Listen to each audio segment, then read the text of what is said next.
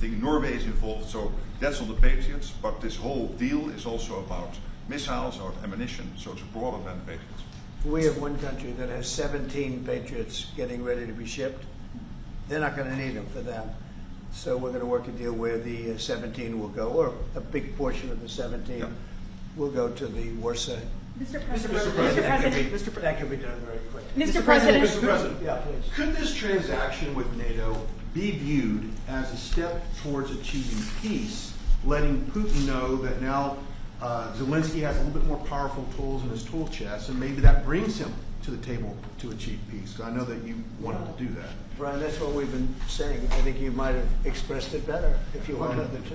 I'm just trying to exactly what that was a summary. That was a nice summary. I think he's done better than us. He's a very good guy, I can tell you that. But no, it's well said. Yeah, I think this is a chance at getting peace.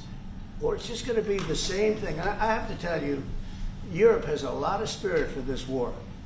A lot of people, when I first got involved, I really didn't think they did, but they do.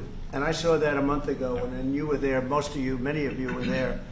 The level of esprit de corps, spirit that they have is amazing. They really think it's a very, very important thing to do, or they wouldn't be doing it. Look, they're agreeing to, they're paying for everything. We're not paying anymore. We have an ocean separating us. I said, we have a problem. We make the best stuff, but we can't keep doing this. And Biden should have done this years ago. He should have done it from the beginning, but he didn't. He didn't know he was there. This guy, what a horrible job they did to this country. And I just hope between the border and this and so many other inflation, what a horrible administration. The worst administration in history, in my opinion. It's not my opinion. I think it's everybody's opinion. But this is something that shouldn't have happened, and we're going to see if we can end it. If I can follow up. I do want to make one statement. Again, I said it before. This is not Trump's war. We're here to try and get it finished and settled and whatever. Because nobody wins with this. This is a loser from every standpoint. From day This one. was Biden, and this was other people. And it's a very sad. It's a very sad situation. This gentleman's doing a great job. I think he's going to get it, and Matt and everybody else that's working on it. I think he'll get this thing over with. Hopefully. Mr. President, you've praised European countries today as standing up for Ukraine, as being strong. Will you allow them to continue to negotiate tariffs lower than 30% before August 1st, or is the deal set at this point? What does that mean? You mean you're talking about the tariffs? On trade, on tariffs. You're back on tariffs. You're on a more friendly tariff, right? A little bit more friendly tariff. Perhaps.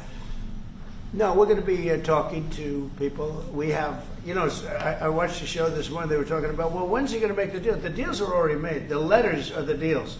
The deals are made. There are no deals to make. They would like to do a different kind of a deal, and we're always open to talk. We are open to talk, including to Europe. In fact, they're coming over. They'd like to talk to us. Mr. President, is there any concern about the U.S. stockpiles? There was a pause in delivery of weaponry to Ukraine in order to evaluate, apparently, the U.S. stockpiles. What came out of that? Evaluation. I mean, this was a very big, what we're talking about today is a very, very big day. And what Pete was doing, and me too, I knew what Pete was doing, was evaluation, because we knew this was going to happen. And now we actually announced it. They voted on it. It's all been done. So obviously that has a big impact on, when you say pause, obviously you're not going to be doing things if you don't know what's going to happen here. But we were pretty sure this was going to happen, so we did a little bit of a pause. But this is a very big event today. This is something very big. If Putin escalates further, how far are you willing to go in response? In what? How far are you willing to go if Putin were to escalate, send more bombs in the coming days? Don't ask me a question like that. How far?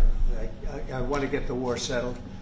They're not Americans that are dying in it, and I have a problem, and JD has a problem. It's a stance that he's had for a long time. They're not Americans dying, but there are a lot of people dying, and on something that should be able to be settled. And we all agree with that. This group of people, we want to defend our country, but ultimately, having a strong Europe is a very good thing. It's a very good thing. So I'm okay with that. Yeah, please, in the back. Yeah, is there a ceiling on what the Europeans are willing to pay for? And it sounds like, well, are you ruling out the U.S. paying for some additional weapons through